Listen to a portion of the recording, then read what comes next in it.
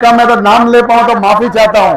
सामान्य मंच और यहां पधारे सभी मेरे भाई माताओं बहनों को मेरा राम राम।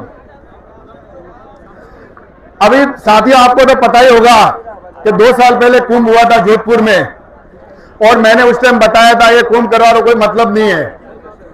उस टाइम मैंने एक ही आदमी था जो मैंने बोला था कि आप जो ये कुंभ किया इतनी भीड़ की इसका फायदा क्या।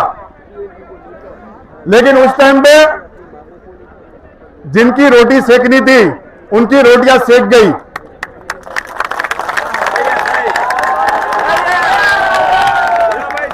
और आप लोग को उस टाइम यूज किया, आपको वापरा।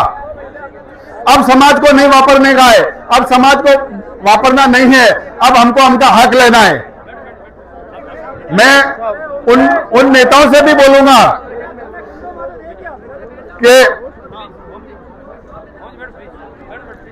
जो आज समाज के ऊपर जीत के तुम राजनीति करते हो, जब तुमको लगा था कि हमारी कुर्सी जा रही है, हमारी सीट जा रही है, तब तो तुमने समाज का बहुत उपयोग किया, और जब समाज को जरूरत पड़ी तुम समाज के साथ नहीं हो। आज मैं वर्तमान मंत्री उदाराम देवासी से कहना चाहता हूं, आप सरकार में मंत्री हो, ऐसी क्या तुम्हारी परिस्थिति, ऐसी क्या तुम्हारी ये है कि आप बोल नहीं सकते हो सरकार के सामने। अरे ठुकरा दो तुम्हारा एमएलए पद और ठुकरा दो तुम्हारा मंत्री पद, और हम तुमको सराखों पे लेके भगवान मानेंगे। लेकिन कब? जब इतना बड़ा कालजा चाहिए पद ठुकराने के लिए। आप ठुकरा दो मंत्री पद और सरकार को बोलो मेरी समाज का अधिकार नहीं है, समाज के लिए तुमने कुछ किया है। पिछले 30 सालों से समाज का 30 सालों के समाज का संघर्ष कर रही है समाज, लेकिन 30 साल में समाज को कुछ नहीं मिला, दोनों पार्टी से नहीं मिला। मैं भले कांग्रेस से हूं, दोनों पार्टी से कुछ नहीं मिला।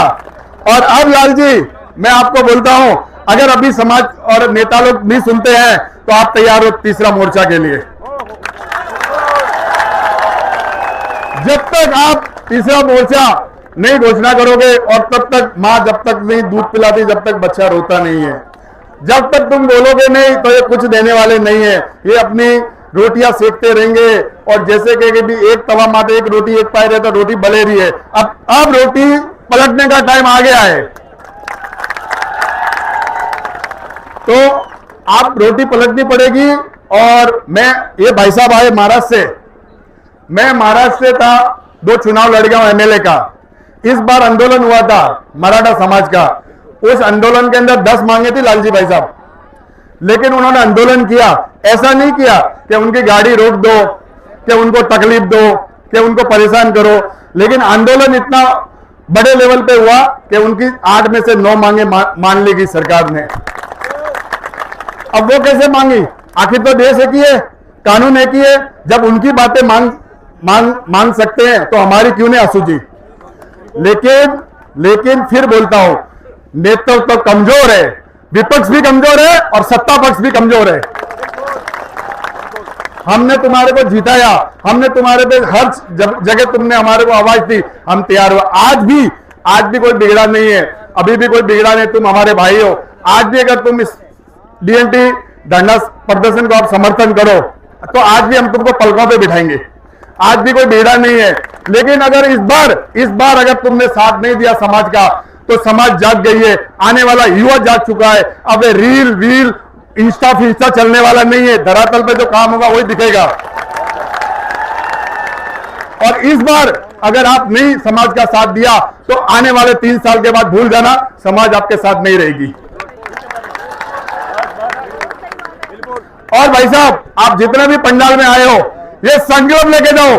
लास्ट टाइम जो बोला था ना सांडेसर महादेव में कि महादेव जी फूटे नहीं रहे, इस बार आप संकल्प लेके जाओ। अगर समाज का बच्चा और समाज का युवा का साथ नहीं देती है समाज, तो थोड़े महादेव जी फूटे थे 7 बंदे जो बना दे।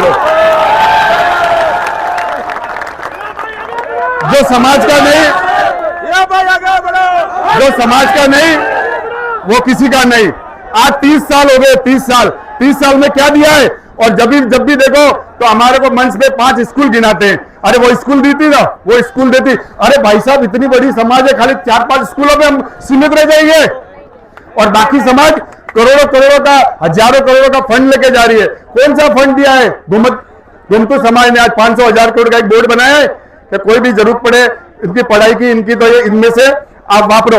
आज तक हुआ है तो होने वाला भी नहीं है आगे। लेकिन लालजी भाई आप फिक्र मत करो, आपने जो काम किया है ना, वास्तव में नाम मेरा हीरा है, सच्चा हीरा आप हो। पिछले 2 दिन पहले मैं मुंबई में था, सामुंडसुरी का एक गांव था, वहां का एक सुतार मेरा रमेश जी सुतार मुझे बोलता भाई साहब ये लालजी राय का कौन है? मतलब क्यों, क्या हुआ?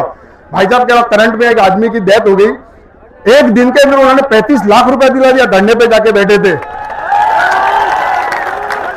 तो आज तक लालजी भाई रबारी को एक लाफा मारते थे ना, पीछे पूछने जाने वाला कोई नहीं था। लेकिन आज रबारी और मां धनी पैदा हुआ लालजी राय का। आपने लालजी भाई बहुत बहुत धन्यवाद है, आप जिस तरह से काम कर रहे हो, धन्यवाद है आपके माता पिता ने। आने वाला जो पीढ़ी आपको जिंदगी भर याद रखेगा। आप ऐसे आशीर्वाद रखो समाज के ऊपर, और जहां हमारी जरूरत पड़ेगी तन मन धन से हम आपके लिए तैयार है। और प्रशासन भी सुन ले, अब तक तो हम बेड़ियों में बांधे हुए, जैसे भाई साहब लालजी और रतन जी ने बताया, अगर आपने हमारी बातें नहीं मांगी और हमारी बातें नहीं सुनी और हमारी मांग नहीं मानी, तो ये हाईवे ना मुंबई दिल्ली, ये हाईवे दिखेगा नहीं, ये हाईवे एकदम जाम हो जाएगा, जलने के लायक नहीं छोड़ेंगे। ये तुमको जल्दी से जल्दी प्रशासन आवे और हमारी मांग सुने, और लालजी भाई और रतन जी से जो भी तुम्हारी चर्चा वार्तालाप है और वार्ता के साथ में ये धरना जितना लंबा नहीं चले, यही मेरा निवेदन है प्रशासन से। धन्यवाद। जय हिंद, जय महाराष्ट्र। डीएनटी समाज, डीएनटी समाज।